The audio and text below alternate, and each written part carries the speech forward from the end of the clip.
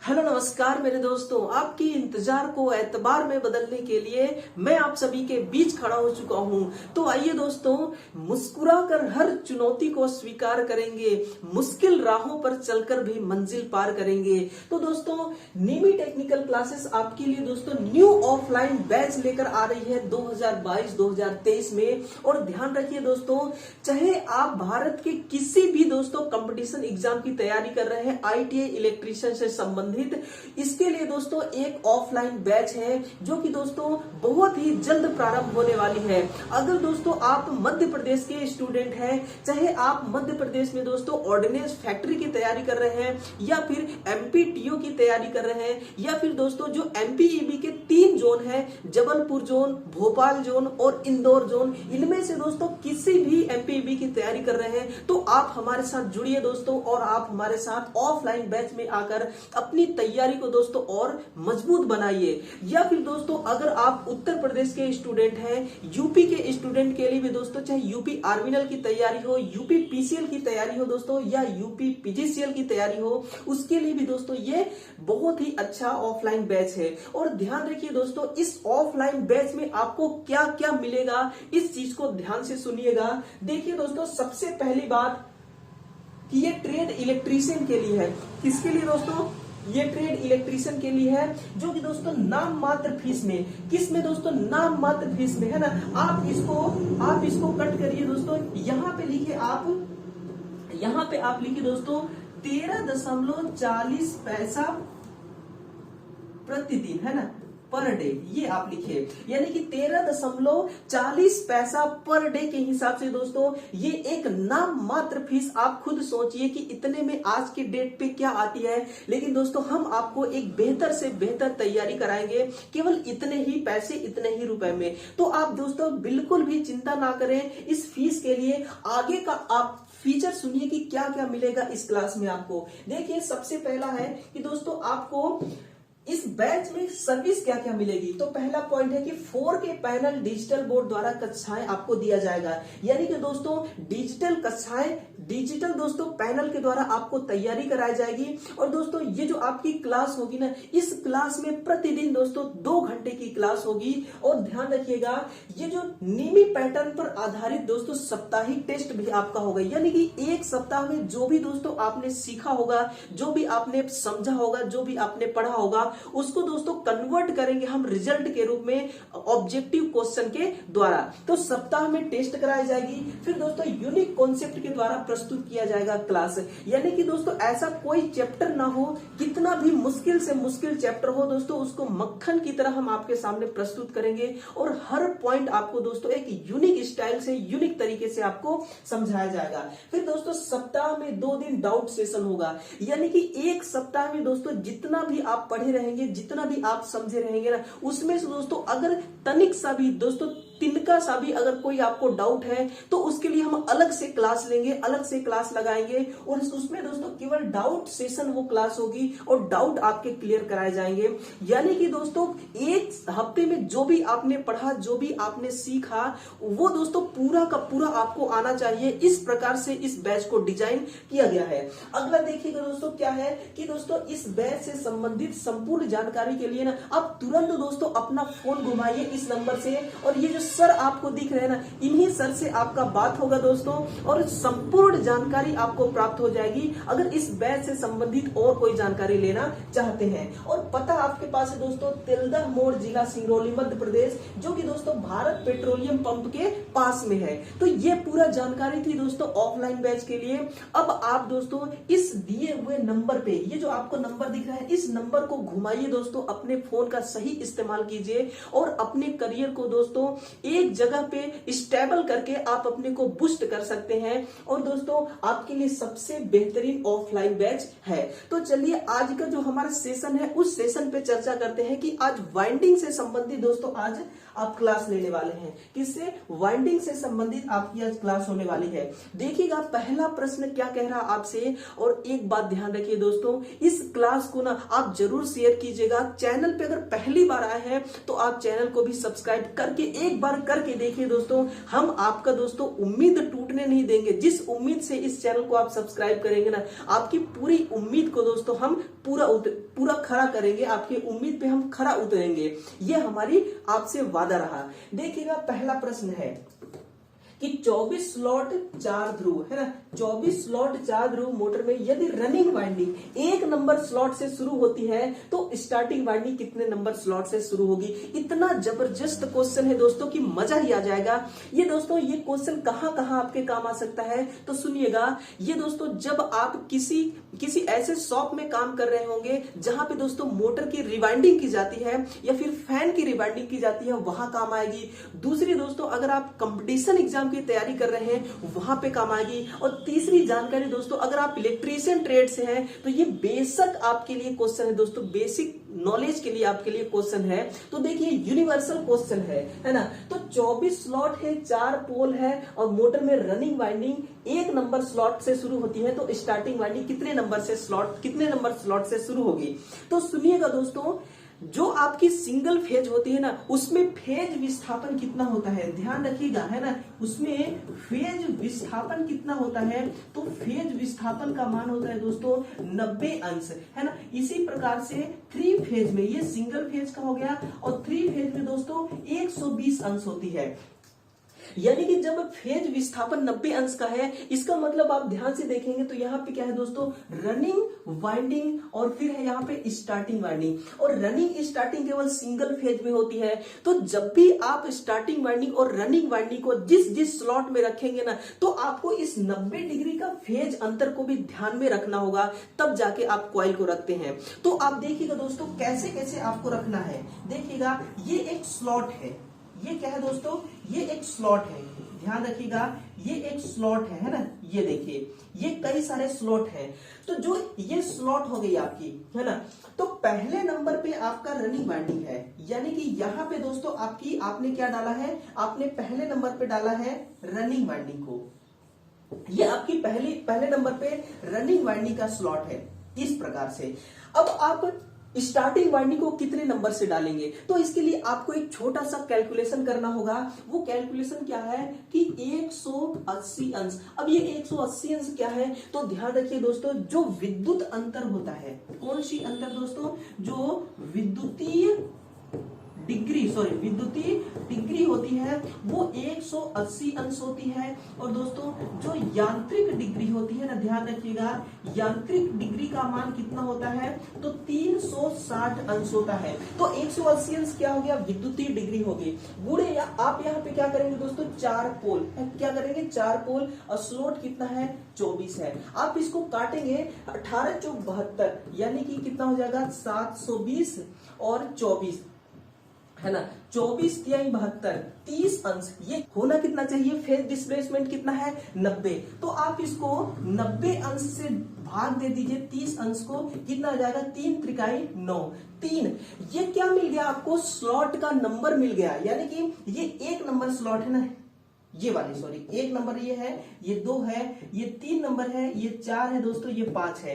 तो पहले slot number पे आपने रनिंग वाइंडिंग को डाला, तो रनिंग वाइंडिंग जिस स्लॉट में डली हुई है, तो उस स्लॉट से 3 स्लॉट और आगे छोड़िए, है ना, 1 2 3। यहां पे दोस्तों आपको डालना होगा, यहां पे आपकी डलेगी स्टार्टिंग वाइंडिंग। इस स्थान पर दोस्तों आपकी स्टार्टिंग वाइंडिंग डलेगी। यानी कि यहां से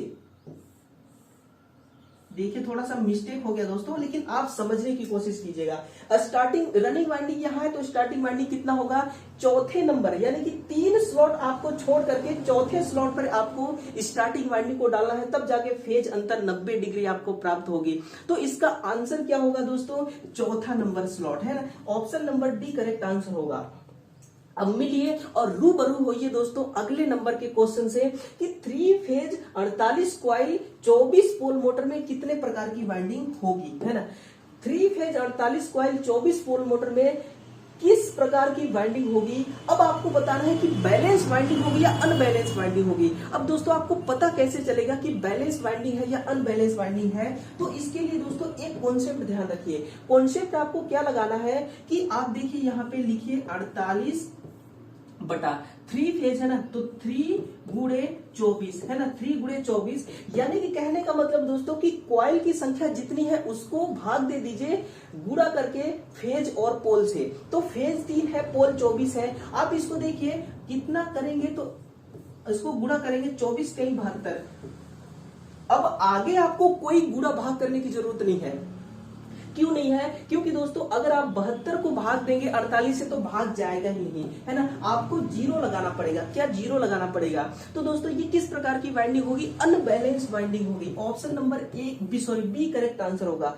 बैलेंस वाइंडिंग कब होता? जब पूरा भाग चली जाती है तब बैलेंस वाइंडिंग होती, और भाग नहीं जा रही है इसका मतलब दोस्तों अनबैलेंस वाइंडिंग है। तो बिल्कुल समझ में आ गया होगा दोस्तों, बिल्कुल ना मक्खन की तरह क्लियर हो जाएगा, कोई भी डाउट दोस्तों आपको रहेगा ही नहीं। इसी प्रकार से जब ऑफलाइन में भी अब आएंगे ना दोस्तों, तो इससे भी मक्खन आपका होने वाला है। लेकिन दोस्तों हम दोनों, चाहे ऑनलाइन हो या ऑफलाइन हो, हम इसी प्रकार से आपको क्वेश्चन सॉल्व कराएंगे ताकि कोई डाउट आपके मन में रह ही ना जाए, है ना। तो देखिए अगर हम इसको सॉल्व करना चाहें दोस्तों अपने आत्मा, अपने मन की संतुष्टि के लिए, तो देखिए जीरो पहले आपको लगाना होगा, जीरो लगा दिए। अब कितने बार में भाग जाएगा? आप खुद गुणा करिए दोस्तों, आप खुद गुणा करिए। देखिए 7 छंग 42 और 2 छक्का 12, 7 छंग 42, 2 छक्का 12, 7, यानी कि 6 बार में जाएगा। कितने बार में दोस्तों? 6 बार में। तो 0.6 ये कोई क्वाइल होगी। आप कैसे डालेंगे 0.6 में क्वाइल? यानी कि या तो 7वें नंबर स्लॉट में आपको डालना होगा या फिर 5वें नंबर स्लॉट में डालना होगा, लेकिन 0.6 स्लॉट नंबर कहां होगा? इसलिए कौन सी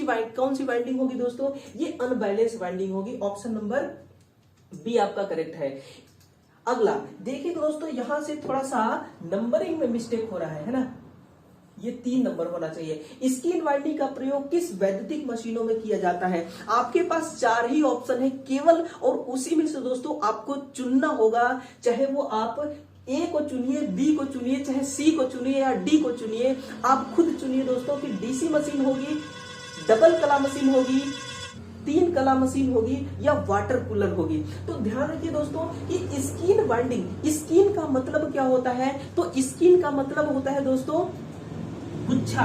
स्किन का मतलब क्या होता है? स्किन का मतलब होता है गुच्छा, जिसको कहते हैं दोस्तों उलझन, है ना।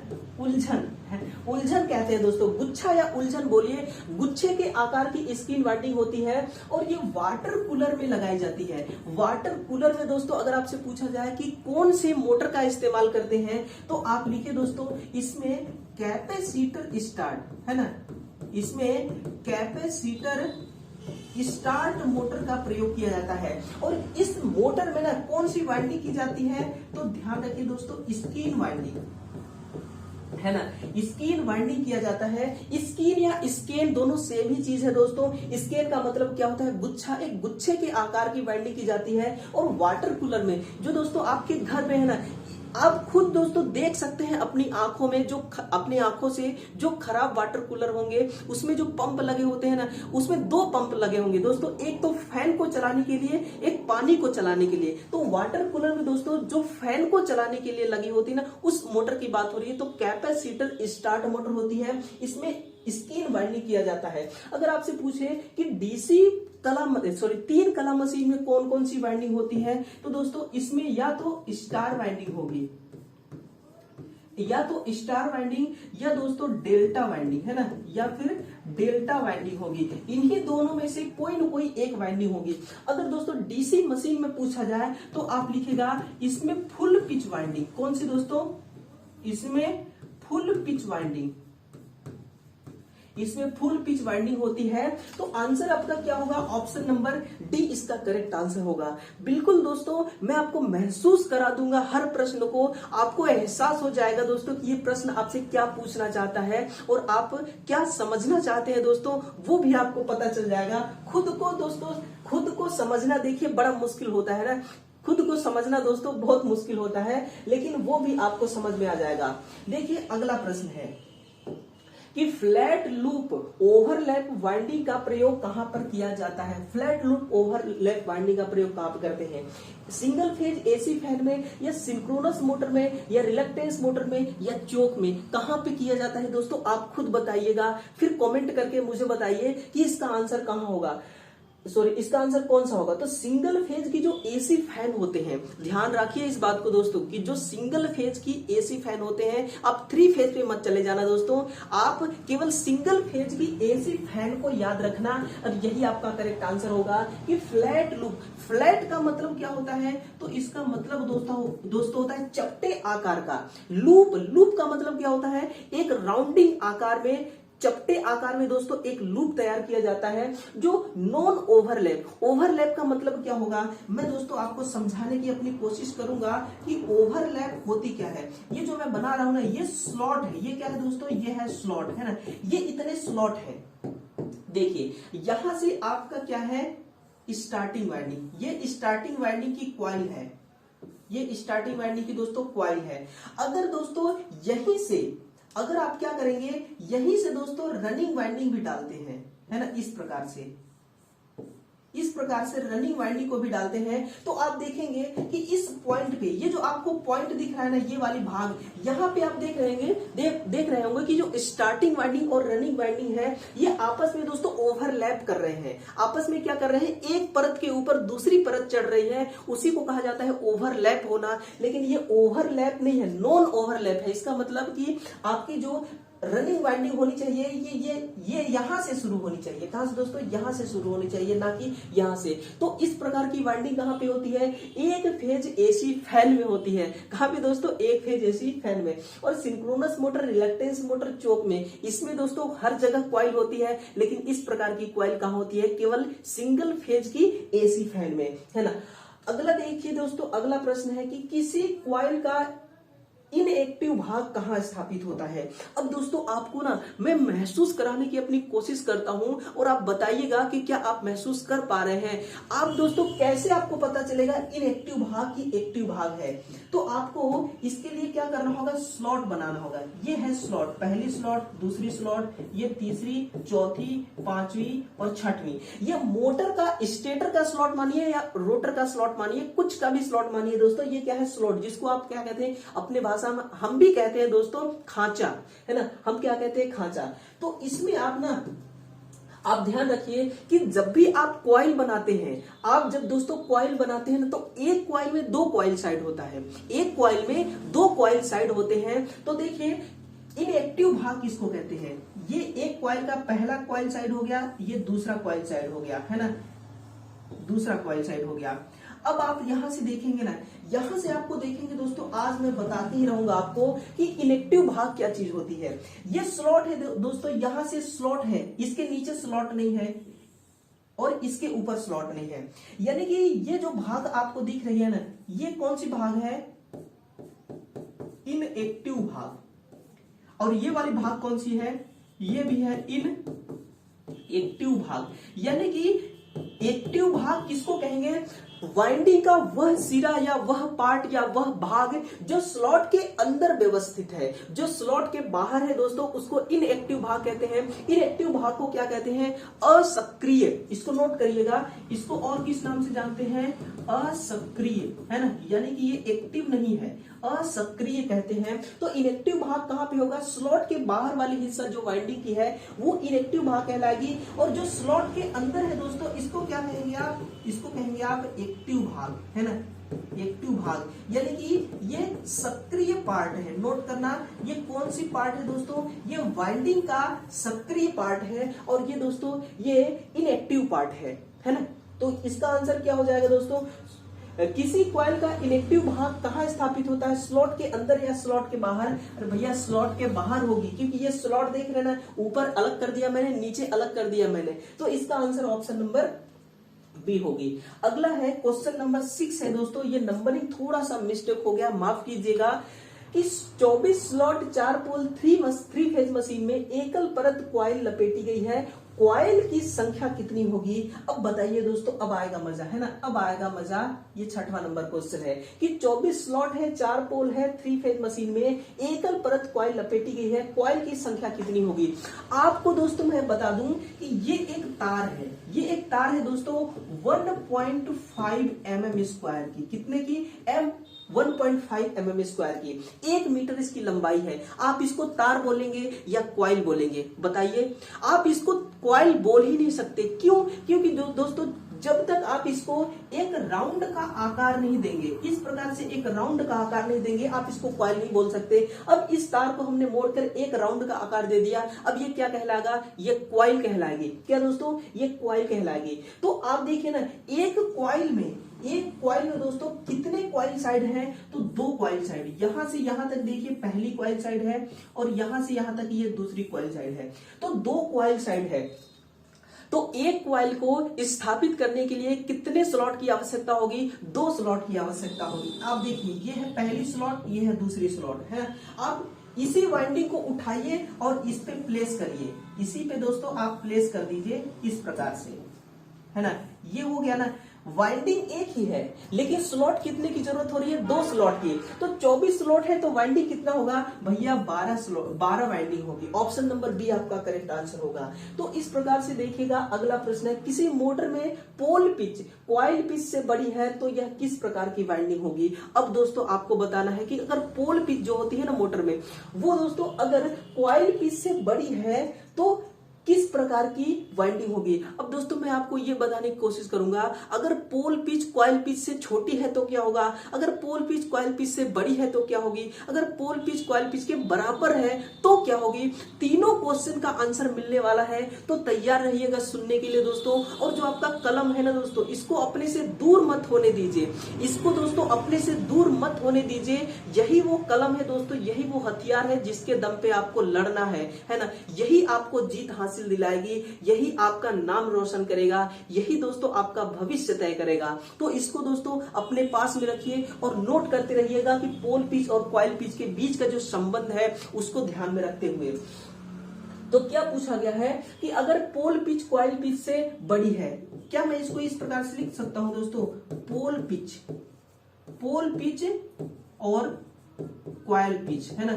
पोल पिच और कॉइल पिच, कॉइल पिच छोटी है पोल पिच से, पोल पिच बड़ी है कॉइल पिच से, दोनों चीज आप कह सकते हैं। तो इस कंडीशन में हम इसको क्या कहते हैं? Short pitch winding. कौन सी वाइंडिंग दोस्तों? Short pitch winding. आपको अगर पूछ लूं मैं कि शॉर्ट पिच वाइंडिंग किस मोटर में आप करते हैं, तो आप क्या कहेंगे? आप कहेंगे दोस्तों इंडक्शन मोटर में। कहां पे? इंडक्शन मोटर में इसको प्रयोग करते हैं। अगर फिर मैं आपसे पूछ लूं कि आप किस उद्देश्य से करते हैं, क्यों करते हैं इंडक्शन मोटर में, तो आप ध्यान रखिए दोस्तों, जो आपकी पावर होती है ना, उस पावर में हार्मोनिक्स होती है, उस दोस्तों हार्मोनिक्स को समाप्त करने के लिए। क्या? उस हार्मोनिक्स को समाप्त करने के लिए। अगर मैं आपसे पूछ दूं कि हार्मोनिक्स क्या आपका बिगाड़ रही है भैया, कौन सा दुश्मनी है हार्मोनिक्स से कि आप इसको समाप्त किए जा रहे हैं, तो दोस्तों आपका जवाब क्या होना चाहिए कि जो हार्मोनिक्स है, जैसे दोस्तों 7th हार्मोनिक्स है, यानी कि 7वां हार्मोनिक्स है, वो सिंक्रोनस स्पीड को दोस्तों कितना गुना कम कर देता है? अगर 1000 आरपीएम पे आपकी मोटर चल रही है तो 1000 आरपीएम का 7 गुना आप दोस्तों इस 1000 आरपीएम को 7 गुना कम कर दीजिए, तो जितना स्पीड आएगी वही दोस्तों 7th हार्मोनिक्स की स्पीड होगी। तो 7th हार्मोनिक्स क्या कर रहा है? स्पीड को डाउन कर रहा है। तो हम क्यों ना इस हार्मोनिक्स को समाप्त करें, और समाप्त करने का एक तरीका है कि इंडक्शन मोटर में दोस्तों शॉर्ट पिच वाइंडिंग किया जाए। क्या? इंडक्शन मोटर में शॉर्ट पिच वाइंडिंग कर देंगे तो पूरी तरह से ये हार्मोनिक्स दोस्तों रिड्यूस हो जाते हैं, समाप्त हो जाते हैं, कम हो जाते हैं।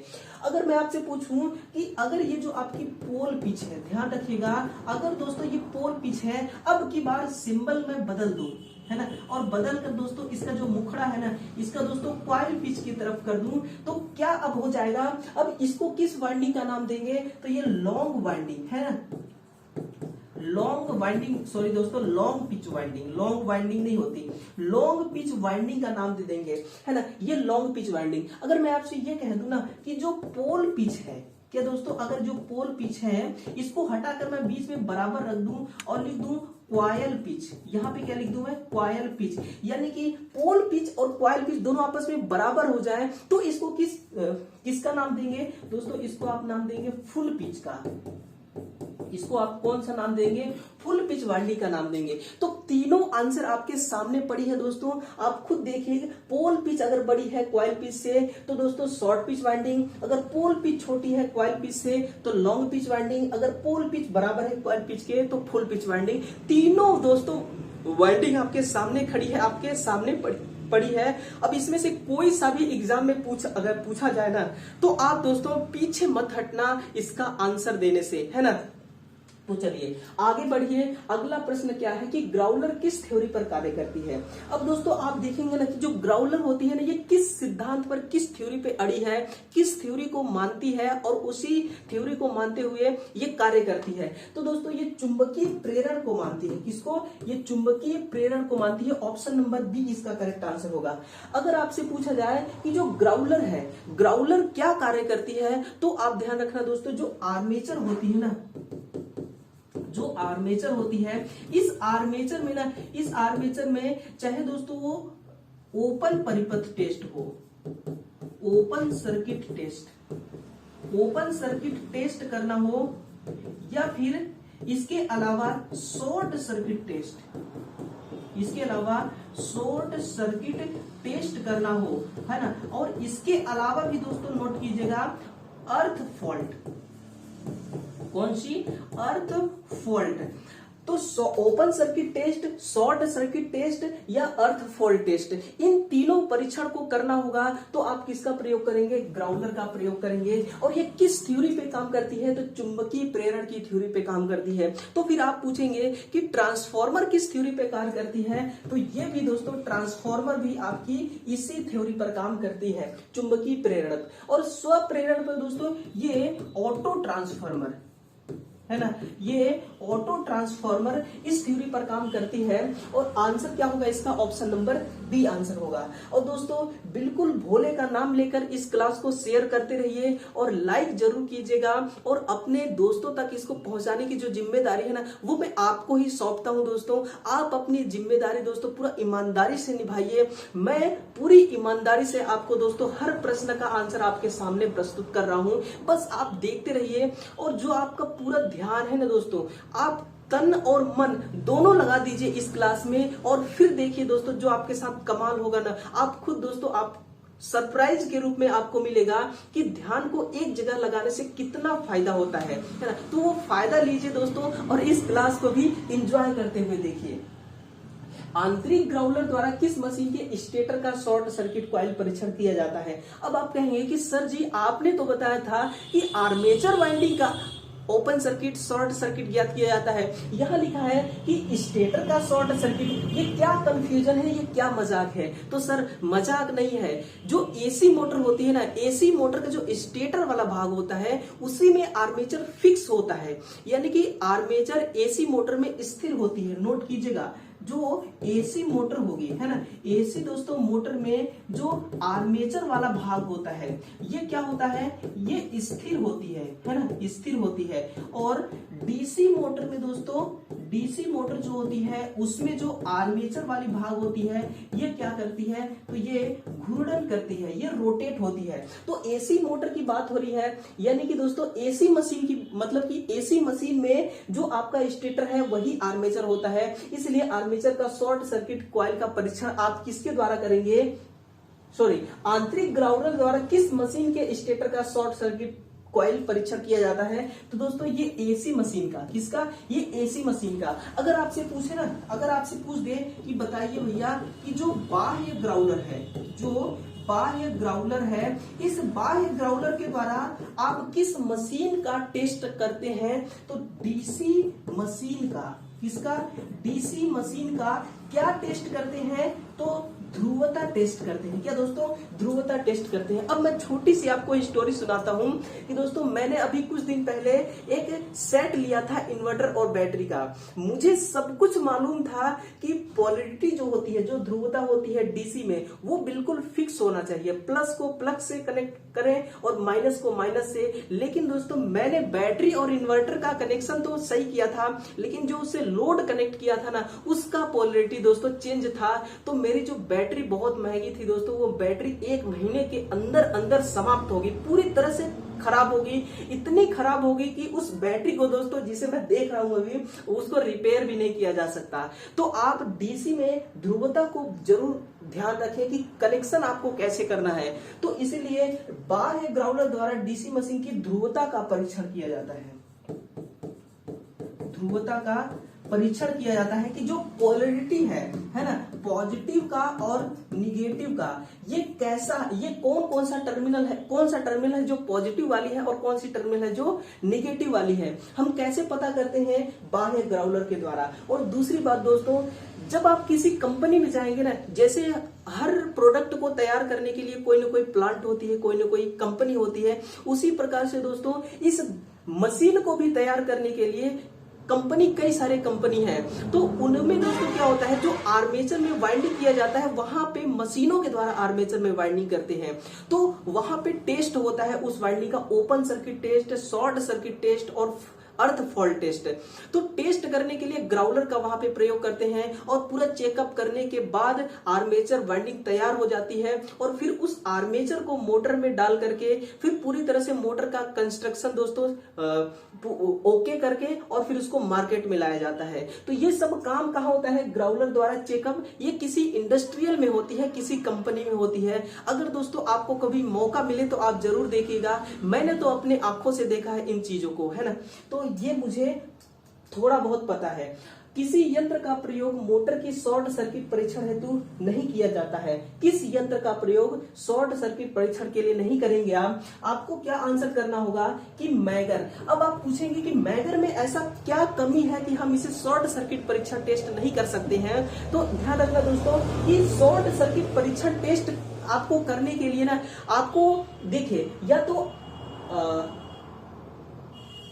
सॉरी दोस्तों, आवृत्ति मापक यहाँ पे नहीं होगा, यहाँ पे कुछ और किया जा सकता है, क्योंकि आवृत्ति मापक के द्वारा भी आप शॉर्ट सर्किट परीक्षण नहीं कर सकते। ये ऑप्शन थोड़ा सा मिस्टेक हो गया, ये ऑप्शन थोड़ा सा दोस्तों मिस्टेक है। आप इसकी जगह पे कोई दूसरा ऑप्शन रखेंगे, है ना। तो मैगर में देखिए क्या होता है, अगर आप पूछेंगे ना कि मैगर में दोस्तों कितने टर्मिनल होते हैं, तो मैं आपको बताऊंगा कि मैगर में 2 टर्मिनल होते हैं। कौन कौन से? तो आप लिखना, एक लाइन का होता है ना, पहला, और दूसरा अर्थ का। एक में एल लिखा होगा और दूसरे में ई लिखी होगी। तो दो टर्मिनल होते हैं मैगर में। कभी भी दोस्तों एल और ई को एक साथ आप टच ना करें, आपको बहुत खतरनाक झटका लगेगा। अब पूछेंगे आप कि क्यों झटका लगेगा, तो मैं आपको बताऊंगा कि जो आपकी जनरेटर होती है, इसमें दोस्तों जो मैगर होती है, इसमें एक जनरेटर लगी होती है जो कि 160 आरपीएम पे घूमती है। कितने आरपीएम पे? 160 आरपीएम पे घूमती है और 500 डीसी वोल्ट, है ना, 500 डीसी वोल्ट का उत्पादन करती है। अब खुद सोचिए दोस्तों, जो सिंगल फेज की एसी सप्लाई होती है जिसमें 230 वोल्ट होता है, जब ये आपके संपर्क में आती है तो कितना खतरनाक झटका लगता है। तो जब डीसी का 500 वोल्ट आपके संपर्क में आएगी तो आपको कितना झटका लगेगा, आप ये महसूस कर सकते हैं। इसीलिए कभी भी लाइन और अर्थ वाली टर्मिनल को एक साथ आपको नहीं टच करना है। तो ये इसका आंसर करेक्ट होगा। ओम मीटर का इस्तेमाल कहां पे करते हैं? तो ओम मीटर से आप शॉर्ट सर्किट का टेस्ट कर सकते हैं। कैसे? जब आप ओम मीटर का प्रयोग करेंगे शॉर्ट सर्किट टेस्ट के लिए, तो ओम मीटर की जो रीडिंग होगी, जो पॉइंटर होगी ना, वो क्या बताएगी? वो शून्य की ओर भागेगी। किस तरफ? ये शून्य की ओर भागेगी। अगर डिजिटल नहीं एनालॉग प्रकार का ओम मीटर है तो पॉइंटर शून्य की ओर जाएगी। किधर? पॉइंटर शून्य की ओर भागेगी, है ना। इस कंडीशन में दोस्तों वोल्टेज का भी मान 0 हो जाता है। ध्यान रखिएगा, इस कंडीशन में वोल्टेज का भी मान दोस्तों 0 वोल्ट हो जाता है। कितना? 0 वोल्ट शॉर्ट सर्किट परीक्षण में। और एम्पियर मीटर से जब आप शॉर्ट सर्किट परीक्षण ज्ञात करेंगे तो एम्पियर मीटर से दोस्तों, एम्पियर मीटर जो है ना, ये आपकी अनंत रीडिंग दर्शाएगी। करंट का मान कितना दर्शाएगी? अनंत एम्पियर, है ना, अनंत एम्पियर आपका रीडिंग दर्शाएगी। अगर वो एम्पियर मीटर डिजिटल प्रकार का है तो अनंत दर्शाएगी, अगर एनालॉग प्रकार की है तो दोस्तों ये भी अनंत की ओर ही जाएगी, यानी कि मैक्सिमम करंट का मान दर्शाएगी, है ना। तो इसका आंसर क्या होगा? ऑप्शन नंबर ए इसका करेक्ट आंसर है। अब दोस्तों आप खुद महसूस करिए और आप फीलिंग के साथ बताइए, फीलिंग के साथ कमेंट कीजिए और बताइए कि ये क्लास आपको कैसी लगी। और इस बैच के बारे में दोस्तों आप जरूर कांटेक्ट कीजिए हमसे, हम आपको पूरी जानकारी देंगे कि आपको बैच में क्या क्या मिलने वाला है, बैच कब से प्रारंभ होने वाली है। जो भी आपको इंफॉर्मेशन चाहिए दिए हुए नंबर पे, मैं यहाँ पे नंबर दोबारा लिख देता हूँ, 8717918422। इस नंबर पे आप संपर्क करिए, आपको हर पॉइंट के बारे में पूरी डिटेल से जानकारी मिल जाएगी। तो चलिए, ये आपके सामने 10 प्रश्न थे दोस्तों, जिसको हमने बहुत ही प्यार से और अपने अलग ही अंदाज में दोस्तों इसको आपके सामने प्रस्तुत किए। ये क्लास कैसी लगी फीडबैक जरूर दीजिएगा, हम आपके दोस्तों फीडबैक का इंतजार करते हैं। और कल दोस्तों फिर से 7 बजे आइए, हम आपके लिए नए लेवल का और नए कॉन्सेप्ट के साथ प्रश्नों को प्रस्तुत करने के लिए दोबारा आपके सामने आएंगे। इंतजार कीजिएगा दोस्तों, हम आपके इंतजार को एतबार में बदलने के लिए जरूर आएंगे। चलिए कल मिलते हैं सुबह 7 बजे, याद रहे दोस्तों। तब तक सभी विद्यार्थियों का बहुत बहुत धन्यवाद। Thank you.